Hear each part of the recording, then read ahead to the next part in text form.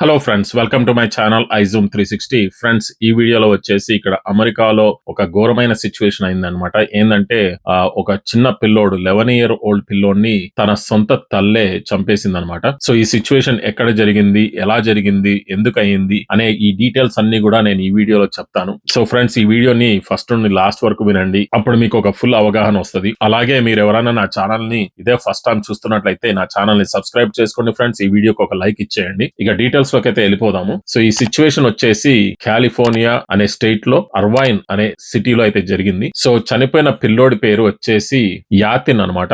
ఈ యాతిన్ కి only 11 years అండి. చాలా చిన్న పిల్లోడు. అసలుకి ఇటువంటి సిచ్యువేషన్ లో ఎవరి పిల్లలు కూడా ఉండకూడదని అయితే నేను ఆశిస్తున్నాను. సో యాతిన్ మదర్ పేరు వచ్చేసి సరిత రామరాజ్ అనమాట. సో ఆ సరిత వచ్చేసి తన సొంత చేతులతోటి తన సొంత బిడ్డనైతే చంపేసింది. అసలు ఇటువంటి మదర్ ఎక్కడ ఉండదని అయితే అనుకుంటున్నాను. అసలు తను ఎందుకు చంపేసింది, తన మోటివ్ ఏంది అనేది కూడా చాలా డీటెయిల్స్ ఇంకా బయటకు రావాల్సి ఉన్నది.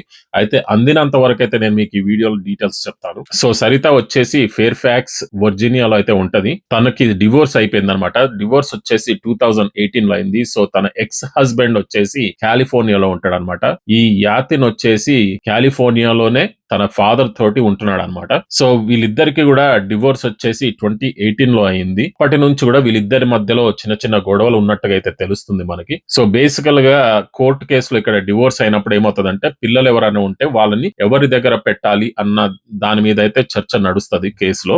అయితే చాలా మట్టుకి పిల్లల్ని ఇద్దరు చెరుసగం అయితే పంచుకుంటారు అనమాట. అంటే నా దగ్గర కొన్ని రోజులు, నీ దగ్గర కొన్ని రోజులు అన్నట్టుగా పెట్టుకుంటారు అనమాట. అయితే ఈ సిచ్యువేషన్ లో వీళ్ళిద్దరు మరి వేరే స్టేట్ లో ఉండడము వల్లనో మరి దేనికోసమో గాని మొత్తానికి ఫుల్ కస్టడీ వచ్చేసి ఫాదర్ దగ్గర అయితే పిల్లోడిని ఇచ్చారు. ఆ తర్వాత వైఫ్ కేమో ఎప్పుడన్నా వెకేషన్స్ గానీ, చిన్న చిన్న సెలవులు వచ్చినప్పుడు గానీ, లైక్ థ్యాంక్స్ గివింగ్ గానీ, క్రిస్మస్ గానీ, లేదా ఇట్లాంటి చిన్న చిన్న సెలవులు ఉన్నప్పుడేమో వైఫ్ దగ్గర ఉండేటట్టుగా అయితే అరేంజ్మెంట్ చేసుకున్నారు. సో ఇప్పుడు రీసెంట్ గా ఏమైందంటే, స్ప్రింగ్ బ్రేక్ ఇక్కడ అమెరికాలో. సో యాతన్ కి స్ప్రింగ్ బ్రేక్ ఉన్నప్పుడు వాళ్ళ మదర్ వచ్చి తనని తీసుకొని వెళ్ళడం అయితే జరిగింది. అయితే వాళ్ళు ఎక్కడెక్కడికి వెళ్ళారు అనేది అయితే స్పెసిఫిక్ డీటెయిల్స్ ఇంకా రాలేదు, అందలేదు. అవి అందే కొద్దీ నేను మీకు ఇంకా ఫర్దర్ డీటెయిల్స్ వీలైతే చెప్తాను నెక్స్ట్ వీడియోలో. సో ఈ స్ప్రింగ్ బ్రేక్ అనేది యాతన్ కి 14th of March నుండి అయితే స్టార్ట్ అయింది. సో ఈ 14th నుంచి మళ్ళీ వెన్స్డే 19th వరకు ఈ పిల్లోడు తన మదర్ కస్టడీలో అయితే ఉంటాడు అనమాట. అంటే మదర్ వచ్చి ఆ పిల్లోడిని తీసుకుని వెళ్ళి వాళ్ళు ఎక్కడన్నా తిరిగి రావచ్చు, ఎంజాయ్ చేయొచ్చు, టైం స్పెండ్ చేయొచ్చు. ఆ తర్వాత 19th ఈవినింగ్ 6 PM కల్లా ఆ పిల్లోడిని మళ్ళీ వాళ్ళ నాన్నకి అప్పచెప్పాలన్నమాట. సో అది వాళ్ళ ఒప్పందం. సో బేసికల్ గా సరిత ఏం చేసిందంటే 14th కి వచ్చేసి ఆ పిల్లోడిని పికప్ చేసుకొని ఒక హోటల్, అక్కడ దగ్గరలో ఉన్న ఒక హోటల్ కి అయితే వెళ్ళారు. ఆ హోటల్ పేరు వచ్చేసి లకీటా ఇన్ అన్నమాట. ఆ హోటల్ వచ్చేసి అక్కడ లోకల్ గా కాలిఫోర్నియాలో శాంటా ఆనా అనే ప్లేస్ లో అయితే ఉన్నది. అక్కడ నుంచి ఆ పిల్లోడిని తీసుకొని తను లోకల్ గా ఉన్న ఒక రిసార్ట్ కి కూడా వెళ్ళింది. అక్కడ ఒక థీమ్ పార్క్ అన్నమాట. అది డిజ్నీ థీమ్ పార్క్ అని అయితే మనకి తెలుస్తుంది విషయాలు. సో ఆ డిజ్నీ థీమ్ పార్క్ కి వెళ్ళి అక్కడ ఆ పిల్లోడి తోటి టైం ఎంజాయ్ చేసినట్టు తెలుస్తుంది. ఆ పిల్లోడికి కూడా కొన్ని బొమ్మలు కొనిచ్చినట్టుగా కూడా తెలుస్తుంది మనకి. సో ఆ బొమ్మలు కొనిచ్చి ఇట్లా వీకెండ్ అంతా కూడా ఎంజాయ్ చేసినట్లయితే తెలుస్తుంది. సో అక్కడ ఉన్న హోటల్లోనే ఎప్పుడైతే వెన్స్డే వచ్చిందో, వెన్స్డే రోజున ఆ అబ్బాయిని చంపేయడం జరిగిందనమాట. సో మరి గొడవ వాళ్ళిద్దరి మధ్యలో ఏమొచ్చిందో మనకు తెలీదు. గొడవ ఉన్నదో లేదో తెలీదు. దీని మోటివ్ ఏందో తెలీదు. తను ఎందుకు ఆ అబ్బాయిని చంపేసిందో కూడా ఇంతవరకు మనకు బయటకు రాలేదు. కాకపోతే మనకు తెలిసిన విషయం ఏందంటే, వెన్స్‌డే రోజున ఈ సరిత తన సొంత చేతులతోటి తన కొడుకుని కత్తితో పొడిచి చంపేసినట్టయితే మనకు తెలుస్తుంది. ఆ అబ్బాయి చిన్న పిల్లోడు 11 ఇయర్స్ ఓల్డ్ అన్నమాట. అసలుకి అటువంటి చిన్న పిల్లోడిని తను సొంత చేతులతోటి ఎట్లా చంపేసింది అనేదైతే నాకు ఇప్పటికి కూడా అర్థం కావట్లేదు. ఇది చాలా బాధాకరమైన విషయం అండి. ఇటువంటి పరిస్థితి ఏ పిల్లలకి కూడా రాకూడదు.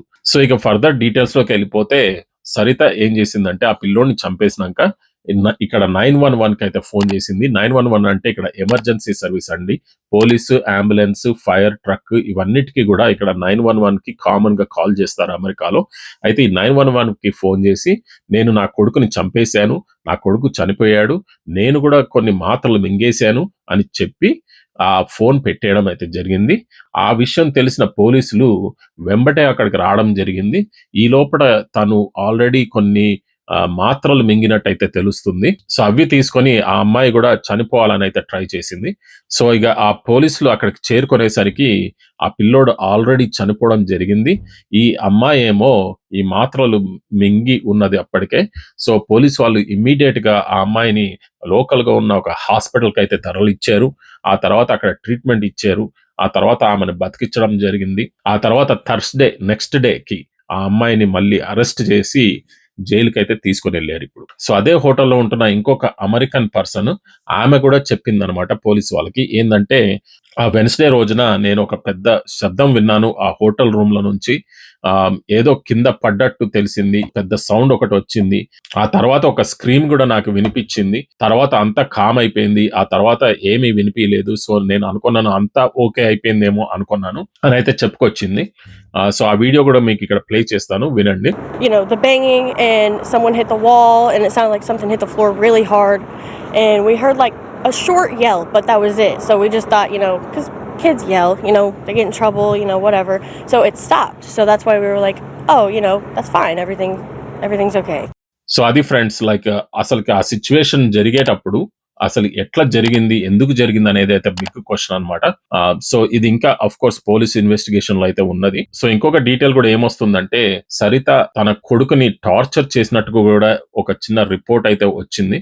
సో అది కూడా ఇంకా ఫుల్ డీటెయిల్స్ రాలేదు. సో వచ్చే కొద్దీ నేను మీకు అందజేస్తూ ఉంటాను. సో ఇక ఫర్దర్‌గా వెళ్లి చూస్తే పోలీస్ వాళ్ళు చెప్పిందేందంటే, ఒక కత్తిని యూజ్ చేసి ఈ చిన్న పిల్లోడిని పొడిచి చంపేసినట్టయితే వాళ్ళకి తెలిసింది. సో వాళ్ళకి అవన్నీ గూడా ఇన్వెస్టిగేషన్‌లో వాళ్ళు కన్సిడర్ చేస్తున్నారు. ఆ అబ్బాయిని కత్తితోటి పొడి చేయడము, ఆ కత్తి దొరకడము, కిచెన్ నైఫ్‌ని యూజ్ చేసి పొడి చేసినట్టయితే తెలిసింది. చాలా ఘాట్లు పొడిచినట్టుగా అయితే ఉన్నదంట. సో అదండి చాలా అసలకి ఇట్లాంటి సిట్యుయేషన్ ఎవరికీ రాకూడదనమాట. సో ఇక ఫర్దర్‌గా వెళ్లి చూస్తే వాళ్ళ రిలేషన్‌షిప్స్ అసలెట్లా ఉన్నాయి అని గూడా మనం ఒకసారి గమనించాలి. సో అలా చూస్తే గనక వీళ్ళిద్దరికీ వచ్చేసి డివోర్స్ వచ్చి 2018లో అయిందనమాట. సో హస్బెండ్ పేరొచ్చేసేమో ప్రకాష్ రాజు. సో ఈ ప్రకాష్‌కి, సరితకి ఇద్దరికీ గూడా డివోర్స్ అయింది 2018లో అయిందనమాట. 2018 నుంచి 2025కి ఆల్‌మోస్ట్ 7 ఇయర్స్ ఉన్నదిక్కడ. సో 7 ఇయర్స్ ఈ పిల్లోడిని బానే పెంచినట్టుగా అయితే ఉన్నది.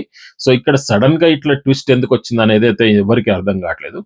అఫ్‌కోర్స్ ఈ మధ్యలో కొన్ని గొడవలైతే వాళ్ళిద్దరి మధ్యలో జరిగినాయి. ఏందంటే ఫస్ట్ ఆఫ్ ఆల్ పిల్లోల కస్టడీ విషయంలో అయితే పెద్ద గొడవ అవుతుంది. అది ఇంకా ఆన్ గోయింగ్ కేస్ అన్నమాట. అది కంటిన్యూగా అవుతూనే అనైతే మనకు తెలుస్తుంది. సో ఆ కస్టడీ బ్యాటిల్‌లో ఏమైందంటే ఈ అబ్బాయిని ఫుల్ కస్టడీ వచ్చేసి తన ఫాదర్ దగ్గరకైతే ఇచ్చారు. అఫ్‌కోర్స్ ఈ సరిత గూడా ఫాదర్ మీద చాలా నిందలు మోపి ఆ కస్టడీ బ్యాటిల్‌ని విన్ అవ్వాలని అయితే ట్రై చేసినట్టుగా అయితే తెలుస్తుంది. సో ఈ ఫాదర్‌కి గూడా కొంచెం హిస్టరీ ఉందండి. ఏందంటే ఈ ఫాదర్ ఒక 2 కేసులు అయినాయి ఈయన మీద ఇదివరకు. ఏందంటే 2 సార్లు గూడా తను తాగి కారుని నడపడం అయితే జరిగింది. అది ఇక్కడ చాలా పెద్ద సీరియస్ వయలేషన్ అన్నమాట అమెరికాలో. సో ఇట్లా తాగి నడపడం అనేది ఇక్కడ అసలు మంచిది కాదు. ఇక్కడ యాక్చువల్‌గా అలా దొరకపడితే అది మన ఫైల్ మీద ఉంటదన్నమాట. సో అట్లా ఈయనకి 2 సార్లయితే అట్లా పట్టుబడ్డాడు. అలాంటి సిట్యుయేషన్స్‌లో గూడా ఇక్కడ గవర్నమెంట్ యాక్షన్ తీసుకుంటది. సో అలాంటి సిట్యుయేషన్స్‌లో ఆయనకి ఒక 3 ఇయర్స్ ప్రొబేషన్ ఇవ్వడం గూడా జరిగిందనమాట. ఎందుకంటే తాగి నడిపితే వేరే వాళ్ళని కూడా యాక్సిడెంట్ చేసే అవకాశం ఉన్నది. కాబట్టి అది ఇక్కడ చాలా సీరియస్‌గా అయితే తీసుకుంటారు. సో ఈ డీటెయిల్స్ అన్నీ గూడా కోర్టులో షేర్ చేసిందనమాట ఈ సరిత. షేర్ చేసి తన హస్బెండ్ ఇట్లా తాగి నడుపుతున్నాడు. తను రెస్పాన్సిబుల్‌గా ఉండడు. తను పిల్లోడిని గూడా చాలా సార్లు ఒక్కడినే వదిలేసి వెళ్ళిపోయాడు అటు ఇటు అని చెప్పుకొచ్చింది. సో ఇట్లా కొన్ని విషయాలు చెప్పి ఆ కస్టడీ బ్యాటిల్ విన్ అవ్వాలనైతే ట్రై చేసినట్టుగా అయితే తెలుస్తుంది. అఫ్‌కోర్స్ ఆ ఫాదర్ వచ్చేసి ప్రకాష్ రాజు అన్ని అలిగేషన్స్ అయితే డినై చేసాడు. తాగే విషయంలో అయితే డెఫినిట్‌గా రికార్డ్ ఉంది గాబట్టి తను ఒప్పుకున్నాడు దాని విషయంలో. అప్పటినుంచి నేను చాలా సార్లు తాగకుండానే ఉన్నాను. నేను అసలకి ఎప్పుడు తాగట్లేదు ఇప్పుడు. నేను తాగడం మానేశానని అయితే చెప్పుకొచ్చాడు. అలాగే గవర్నమెంట్ పెట్టిన మ్యాండేటరీ ప్రోగ్రామ్స్‌ని గూడా నేను వెళ్ళాను, అటెండ్ అయ్యానని గూడా చెప్పుకొచ్చాడు. అలాగే కౌన్సెలింగ్ తీసుకున్నానని గూడా చెప్పుకొచ్చాడన్నమాట. సో ఈ డీటెయిల్స్ అన్నీ విన్నాక జడ్జ్ ఏం చేశాడంటే ఫుల్ కస్టడీ వచ్చేసి హస్బెండ్‌కి ఇచ్చాడు. అలాగే వాళ్ళిద్దరి మధ్యలో కొంచెం నెగోషియేషన్ చేసి ఈ వెకేషన్స్ చిన్న చిన్న హాలిడేస్ వచ్చినప్పుడు మాత్రం తనకి ఆ టైం అనేది కేటాయించాలి. ఆ పిల్లోడితో టైం స్పెండ్ చేయడానికి కేటాయించాలని ఇద్దరికి ఒక ఒప్పందం అనేది క్రియేట్ చేసి, ఇలా పండుగలకి ఆ పిల్లోడిని తను తీసుకొని వెళ్ళొచ్చు. పండుగలకి తను టైం స్పెండ్ చేయొచ్చు పిల్లోడితోటి అని అయితే పర్మిషన్ ఇయ్యడం జరిగింది. ఆ పర్మిషన్ మూలంగానే ఇప్పుడు తను ఎళ్లి ఈ స్ప్రింగ్ బ్రేక్‌లో ఆ పిల్లోడితోటి కలవడం జరిగిందనమాట. ఆఫ్‌కోర్స్ అంతవరకు బాగానే ఉంది. కానీ కలిసినంక అక్కడ ఏం జరిగింది? ఎందుకు ఇలా అయింది? అనేదైతే మనకు తెలీదనమాట. సో, ఇంకా ఫర్దర్‌గా వెళ్లి చూస్తే ఈ ప్రకాష్ రాజ్ చెప్పిన విషయం ఏందంటే, ఇదివరకు సమ్మర్ వెకేషన్ అప్పుడు కూడా ఇట్లాగే పిల్లోడిని తీసుకొని వెళ్ళింది. తీసుకొని వెళ్లి మళ్ళీ తిప్పి తీసుకొని రాలేదంట టైంకి. ఇక్కడ అమెరికాలో రూల్స్ ఉంటాయండి. సర్టెన్ టైమ్ నుండి సర్టెన్ టైమ్ వరకే మీరు పిల్లోడిని తీసుకొనెళ్లి తీసుకురావాలి అంటే, ఆ టైం కల్లా రిటర్న్ చేయాలి. కానీ ఇక్కడ సిట్యుయేషన్ ప్రకారంగా ప్రకాష్ రాజ్ షేర్ చేస్తున్న డీటెయిల్స్‌ని బట్టి చూస్తే గనక ఆ పిల్లోడిని టైంకి తీసుకురాలేదు. దానివల్ల ఆ పిల్లోడికి ఒక 1 వీక్ స్కూల్ మిస్ అయిందని కూడా చెప్పుకొచ్చాడు. సో, ఇవన్నీ ఓల్డ్ రికార్డ్స్‌లే గాని ఇది ఎందుకు చెప్తున్నానంటే వాళ్ళకి ఇదివరకున్న ప్రీవియస్ గొడవలు మీకు అర్థమవ్వాలి కదా అని ఈ డీటెయిల్స్ అయితే నేను మీతోటి షేర్ చేస్తున్నాను. సో, అది వాళ్ళ బ్యాక్‌గ్రౌండ్ హిస్టరీ అండి. సో, ఈ సిట్యుయేషన్ అనేది ఈ బ్యాక్‌గ్రౌండ్ హిస్టరీ వల్ల, ఈ గొడవల వల్ల, ఈ సిట్యుయేషన్స్ వల్ల మరి ఏమైందో మనకు తెలీదు గానీ, ఈమె మాత్రం ఈ సరిత అనే ఆమె మాత్రం తన సొంత కొడుకుని మొన్న 19th ఆఫ్ మార్చ్‌కైతే ఒక హోటల్ రూమ్‌లో కత్తి పెట్టి పొడిచి చంపేసిందనమాట. సరిగ్గా ఫర్దర్‌గా వెళ్ళిపోయి అసలు ఇటువంటి పరిస్థితి ఆ పిల్లోడిని చంపేయాల్సిన పరిస్థితి ఆమెకి ఏమి వచ్చింది? ఎందుకు ఇట్లా చేయాల్సి వచ్చింది? అని గూడా ఒకసారి ఆలోచిస్తే గనక నేను అనుకునేదేందంటే మేబీ ఒకవేళ కస్టడీ వచ్చేసి మొత్తం ఫాదర్ సైడ్‌కే ఉన్నది. మేబీ తనకి ఆ కస్టడీ విషయంలో తనకి ఆ పిల్లోడితోటి టైమ్ స్పెండ్ జేయడానికి తనకి ఎక్కువగా టైమ్ కేటాయించలేదు. కాబట్టి తనకి చెందని పిల్లోడు ఇంకొకరికి ఎందుకు చెందాలి అన్న ఉద్దేశంతోటి ఈ పని చేసిందా అనైతే ఒకసారి ఆలోచించి చూడాలి. మేబీ అది అయ్యుండొచ్చు, కాకుండొచ్చు. ఇది నేను సొంతగా ఆలోచించి నేను నా సొంత అనాలిసిస్‌ని బట్టి అయితే నేను చెప్తున్నాను. కేస్ డీటెయిల్స్‌ని బట్టి. కానీ యాక్చువల్‌గా తను అయితే ఇంతవరకు మాట్లాడలేదు. పోలీసు వాళ్ళు గూడా ఎటువంటి ఇన్ఫర్మేషన్ ఇంతవరకు బయట పెట్టలేదు. ఆమె ఇంటరాగేషన్ డీటెయిల్స్, ఆమె కోర్ట్ రికార్డ్స్ ఇప్పుడు ఆమెను జైలుకి తీసుకొనెళ్ళేటప్పుడు మళ్ళీ కోర్ట్‌కి తీసుకొని వెళ్తారనమాట. అప్పుడేమన్నా ఇంకా ఫర్దర్ డీటెయిల్స్ వస్తే గనక నేను మీకు డీటెయిల్స్ షేర్ చేస్తాను. సో, ఫ్రెండ్స్ ఈ విషయంలో ఒకసారి గమనించాల్సిందేందంటే, ఇప్పుడు ఏ ఫ్యామిలీకైనా గూడా గొడవలనేది వస్తాయి. ఆ గొడవలనేది పేరెంట్స్ మధ్యలో ఉంటది గాబట్టి, పిల్లల్ని ఇన్వాల్వ్ చేయమాకండి. పిల్లల్ని దూరంగా పెట్టండి అటువంటి గొడవలకి. మీరు ఒకవేళ గొడవ పడితే గనక మీకు కంపాటబిలిటీ లేని పక్షాన మీరు డివోర్స్‌లు తీసుకోండి. ఎవరి దారిన వాళ్ళు వెళ్ళండి. అంతేగాని ఇటువంటి సిట్యుయేషన్స్‌లో పిల్లల్ని ఇన్వాల్వ్ చేసి పిల్లలు ప్రాణాలు తీయడం అనేది రైట్ అనిపియట్లేదు నాకు. ఒకవేళ మీకు ఆ పిల్లలు వద్దు అనుకుంటే ఎవరికన్నా అడాప్షన్‌కి ఇవ్వండి. ఎవరినన్నా పిల్లలు లేని వాళ్ళకిచ్చి వాళ్ళని పెంచుకోమని చెప్పండి. అంతేగాని ఆ పిల్లల ప్రాణాలు ఇట్లా తీసేసి మీరు మళ్ళీ దానివల్ల జైల్‌కెళ్ళి దీనివల్ల ఎవరు గూడా హ్యాపీగా ఉండరు.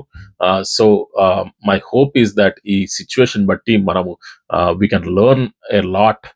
ఇటువంటి సిట్యుయేషన్‌లో మళ్ళీ ఇంకా ఎటువంటి పిల్లలు ఉండకూడదనైతే నేను ఆశిస్తున్నాను. సో, అది ఫ్రెండ్స్ ఈ వీడియోలో నేను చెప్పాలనుకున్నది. ఈ వీడియో గురించి మీకు ఇంకేమైనా అడిషనల్ క్వెషన్స్ ఉంటే గనక కామెంట్స్‌లో అయితే పెట్టండి ఫ్రెండ్స్. అలాగే మీరెవరన్నా నా ఛానెల్‌ని ఇదే ఫస్ట్ టైమ్ చూస్తున్నట్లయితే నా ఛానెల్‌ని సబ్స్క్రైబ్ చేసుకోండి ఫ్రెండ్స్. ఈ వీడియోకి ఒక లైక్ ఇయ్యండి. ప్లస్ ఈ వీడియోని వేరే వాళ్ళతోటి షేర్ చేయండి. ఎస్పెషల్లీ అమెరికాలో ఉంటున్న మీ ఫ్రెండ్స్ గాని, ఫ్యామిలీ మెంబర్స్ గాని వాళ్ళతోటి ఈ వీడియో షేర్ చేయండి. ఇటువంటి సిట్యుయేషన్స్‌లో వాళ్ళ పిల్లలు కూడా ఉండకుండా ఉండాలంటే ఇలాంటి స్టోరీస్‌ని చూసి మనం నేర్చుకోవచ్చు. So, please share this video with other people. So, అదండి ఇక నేను ఈ వీడియోలో చెప్పాలనుకున్నది. ఈ వీడియో గురించి ఇంకేమన్నా అడిషనల్ క్వెషన్స్ ఉంటే కామెంట్స్‌లో అయితే పెట్టండి. అలాగే మీరెవరైనా నా ఛానెల్‌ని ఇదే ఫస్ట్ టైమ్ చూస్తున్నట్లయితే సబ్స్క్రైబ్ చేసుకోండి ఫ్రెండ్స్. ఇక మళ్ళీ నెక్స్ట్ వీడియోలో అయితే కలుద్దాం. Thank you very much for watching my video friends. By.